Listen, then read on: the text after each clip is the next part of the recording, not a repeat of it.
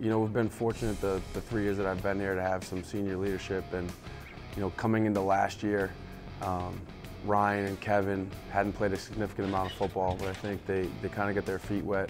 You know, as you look at a position group, you have Davon that's coming back, he's played 3 years straight.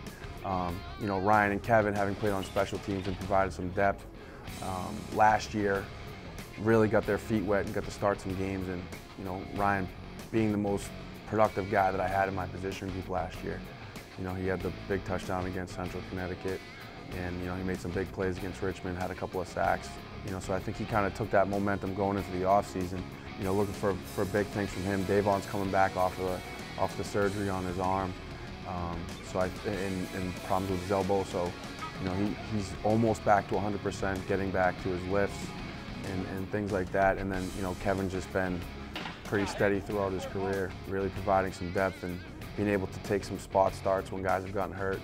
And yeah, from that standpoint, we're looking for big things from those three. And then I think you go down to another tier and you have Jared Keel, who's going into his redshirt sophomore year, that, you know, provided some special teams depth for us last year. He made a big play against Richmond on 4th and 1.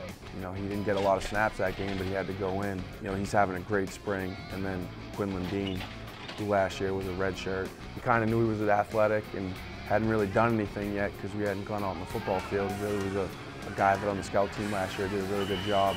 So I think as he gets more experience and starts to learn the defense a little bit more, he's a guy that could also provide some depth and definitely on the special teams and also get into the mix in the rotation.